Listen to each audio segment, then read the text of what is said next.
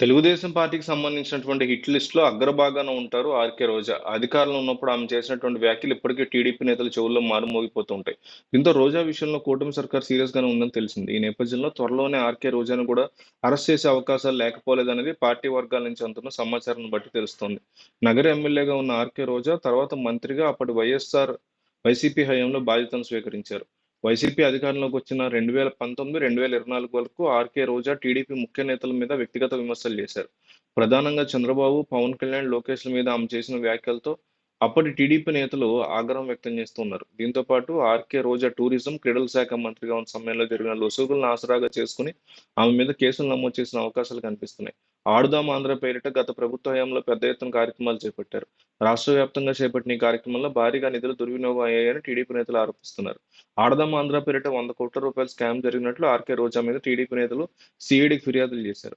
దీని మీద సీఐడీ విచారణ కూడా ప్రారంభించినట్టు తెలిసింది. ఎన్ని నిధులు వెచ్చించారు, ఎంత క్రీడాకారుల కోసం ఉపయోగించారన్న దాని మీద పూర్తి స్థాయి విచారణ చేపట్టారు. 'ఆర్‌కే రోజా' కూడా మొదట టీడీపీలో ఉండి తర్వాత వైసీపీలోకి వచ్చిన వారే. వైసీపీలోకి వచ్చిన తర్వాత 'ఆర్‌కే రోజా' నగర నియోజకవర్గం నుంచి 2014, 2019లో ఎమ్మెల్యేగా ఎన్నికయ్యారు. 2024లో జరిగిన ఎన్నికల్లో మాత్రం ఓటమి పాలయ్యారు. వైసీపీ ఫైర్ బ్రాండ్‌గా ముద్రపడిన రోజా తనదైన పదునైన కామెంట్స్‌తో టీడీపీ నేతలతో పాటు పవన్ కళ్యాణ్‌ని కూడా టార్గెట్ చేశారు. అయితే మంత్రివర్గంలో చోటు కోసమే రోజా అప్పట్లో చెలరేగి మాట్లాడారన్న వార్తలొచ్చాయి. రోజా ఆశించినట్టుగానే క్యాబినెట్‌లో జగన్ చోటు కల్పించారు. 2019లో గెలిచిన వెంటనే రోజాకి మంత్రి పదవి రాకపోవడంతో ఆమె ప్రమాణ స్వీకార కార్యక్రమానికి కూడా హాజరు కాలేదు. అయితే మంత్రివర్గ పునర్వ్యవస్థీకరణలో భాగంగా జగన్ ఆమెకు అవకాశం ఇచ్చారు. క్రీడా, పర్యాటక, యువజన సర్వీస్ శాఖను అప్పగించడంతో ఆమె మరింత రెచ్చిపోయారు. దీంతో కూటమి ప్రభుత్వం ఏర్పాటు కాగానే పార్థివ సంఘం, కబడ్డీ అసోసియేషన్ సీఐడీ ఫిర్యాదు చేశాయి. ₹100,00,00,000 స్కామ్ జరిగిందని వారు ఆరోపించారు. తాజాగా వల్లభనేని వంశీ అరెస్ట్ కావడంతో ఇక రోజా మెడ చుట్టూ ఉచ్చు బిగుసుకుంటోందన్న వార్తలొస్తున్నాయి. 'ఆర్‌కే రోజా' మీద కేవలం ఇదే కాకుండా తిరుమలలో దర్శన టికెట్ల విషయం మీద కూడా ఫిర్యాదులు అందే అవకాశాలున్నాయి. దీంతో రోజాకి రానున్న రోజుల్లో ఖచ్చితంగా కష్టాలు ఎదురయ్యేటువంటి అవకాశం ఉందంటున్నారు. తెలుగుదేశం పార్టీ రెడ్ బుక్‌లో ఉండే మొదటి పేర్లలో కొడాలి నాని, వల్లభనేని వంశీ పేర్లు కూడా ఉంటాయి. ఇద్దరు మాజీ తెలుగుదేశం పార్టీ నేతలు రాజకీయం చేయలేదు. వ్యక్తిగత శత్రుత్వం కూడా పెంచుకుంది. రాజకీయాల్లో మాట్లాడకూడని మాటలు మాట్లాడారు వీళ్ళు. చంద్రబాబుని, ఎన్టీఆర్ కుటుంబాన్ని ఘోరంగా అవమానించారు.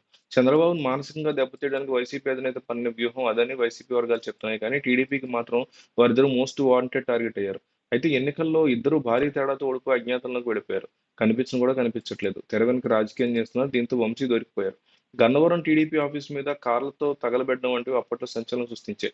ఇప్పుడు త్వరలోనే వంశీ అరెస్ట్ తర్వాత నెక్స్ట్ కొడాలి నాని అనే ప్రచారం జరుగుతోంది.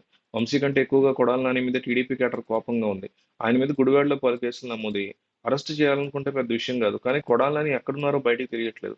అరెస్టు విషయంలో కక్ష సాధింపులనే మాట రాకుండా ఉండేందుకు ప్రభుత్వం కూడా సరైన సమయం కోసం చూస్తోంది.